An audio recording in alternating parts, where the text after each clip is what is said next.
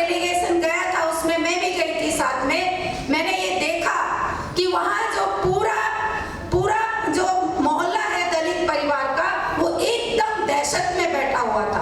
कोई घर से बाहर निकलने के लिए तैयार नहीं था, क्योंकि वहाँ पे जो सामंती लोग थे और वहाँ की जो सरकार के लोग वहाँ एक कोने में बैठा रखे थे कि भाई कोई भी परिवार का, कोई भी दलित परिवार का इनके पक्ष की कोई बात ना कह दे, इसीलिए पूरे वहाँ पे गांव के अंदर पहरा खड़ा कर रखा था। तो ये जो घटना हुई हाथरस की, जिस तरीके से हम बोल रहे हैं संस्कार, ये अंतिम संस्कार की बात नहीं है, ये जबरदस्ती जलाने की बात है कि उसकी माँ ये कहती रही कि लास्ट टाइम तक रोता रहा परिवार कि कम से कम मेरी बच्ची को देखने तो दो, हमें जलाने के लिए, हमें अपने अंतिम संस्कार करने की जो प्रक्रिया होती है समाज के अंदर वो तो करने दो, लेकिन नहीं। और इस तरीके की घटनाएं, हाथरस की घटना, बहुत सारी ऐसी घटना है। मैं आपको याद दिलाना चाहती हूँ गुड़ मंडी की घटना। उसी दौरान जो एक डोमेस्टिक वर्कर थी, किसी के घर में काम करती थी और वहां पे उसको मारकर उसको फांसी पे लटका दिया गया। आज तक उसको न्याय नहीं मिला। अभी जो नांगल गांव की घटना, 12 साल की लड़की को शमशान घाट में उसके साथ रेप हुआ और उसको जिंदा जलाया गया।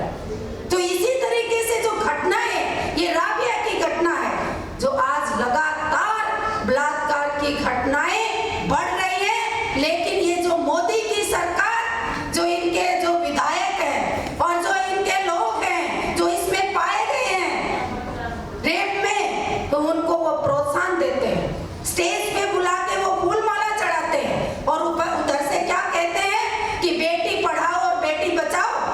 आज तो हमें ये खतरा मंडरा रहा है हमारे ऊपर बहनों कि बेटी बचाना तो इनसे पड़ेगा।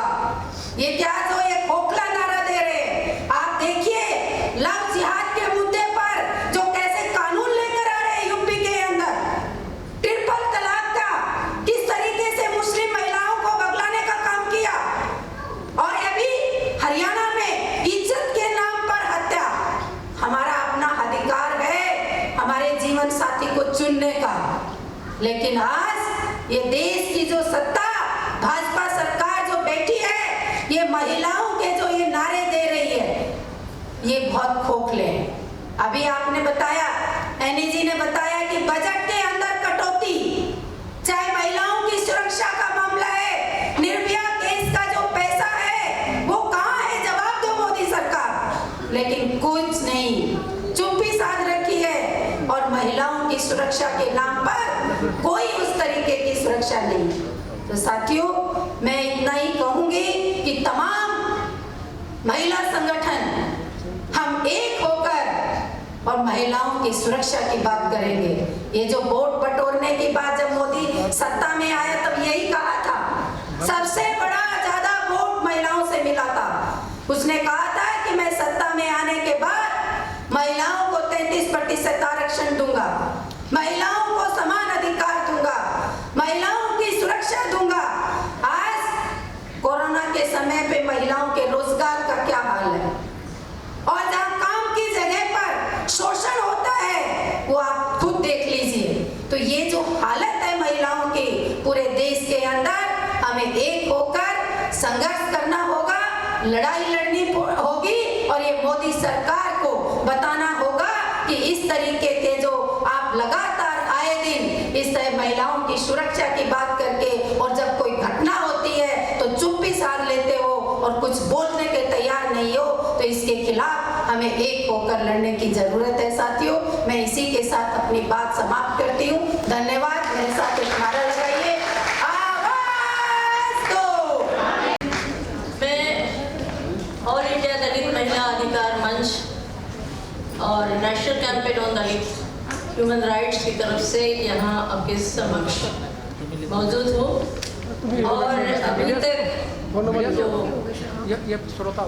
हाथरस की बेटी के साथ जो जुर्म हुआ है और उसको अभी तक न्याय नहीं मिला है, इसके लिए हम सभी देश की सभी महिला आंदोलन की महिलाएं एक साथ यहाँ एकत्रित है और हम न्याय की मांग कर रहे हैं और जल्दी न्याय की मांग कर रहे हैं।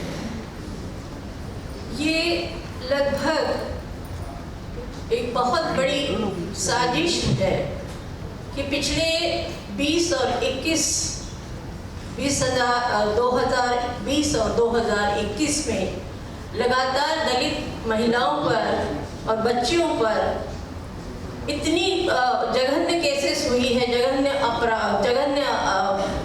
बलात्कार और गैंग रेप्स हुए हैं कि हम समझ नहीं पा रहे हैं कि ये क्यों कब हो रहा है।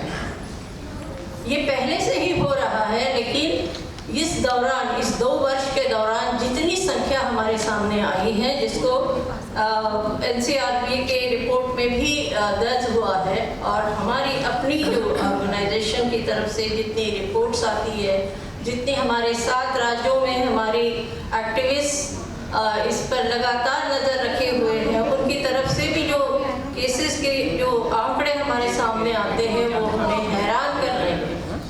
हैरान ही नहीं, हमें बहुत चिंताजनक स्थिति में ला रहे हैं कि ये क्यों कर हो रहा है। क्योंकि आज भी यहाँ पर जाति व्यवस्था जस की तस मौजूद है, और जाति व्यवस्था यहाँ इस देश में जब तक खत्म नहीं होगी, यहाँ जाति की व्यवस्था जब तक नहीं टूटेगी, तब तक दलित महिला अत्याचार की, उत्पीड़न की शिकार होती रहेगी। क्योंकि उसके तरफ देखने का जो रवैया है, जो मनुवाद ने जो तैयार किया है, संपूर्ण महिला जाति को दोयम दर्जे का यहाँ इकाई मानी जाती है। लेकिन स्वतंत्रता के बाद और हमारे संविधान ने जो सबको बराबर का अधिकार दिया है, लेकिन इसे कोई भी नहीं मानता है। यहाँ की जो पितृसत्ता है वो कतई इस बात के लिए तैयार नहीं है, मानने के लिए तैयार नहीं है कि महिलाएं इस देश की समान नागरिक है, और उसे वो सभी अधिकार है जो संविधान ने हमें दिए हैं। उसे जीने का अधिकार है, उसे सम्मान का अधिकार है, उसे रोजगार का अधिकार है, शिक्षा का अधिकार है, स्वास्थ्य का अधिकार है, और बोलने का भी अधिकार है। लेकिन आज जिस तरह का भय यहाँ पर फैलाया जा रहा है, हिंदू मुस्लिम के बीच में जो रिफ्ट पैदा कर दी गई है, और वहाँ से उठे हैं, तो अब दलितों के ऊपर ये बहुत ज़्यादा कहर बरपा रहे हैं। मैं कुछ ही आंकड़े आपके सामने यहाँ पर जो NCRB के है, जो नेशनल क्राइम रिकॉर्ड ब्यूरो के आंकड़े हैं, उस पर केवल दो आंकड़े मैं आपके सामने ला रही हूँ। जो 2020 में दलितों पर, संपूर्ण भारत के दलितों पर जो अत्याचार की संख्या है, वो उसको सुनकर हमारे रोंगटे खड़े हो जाते हैं। 2020 में 50,268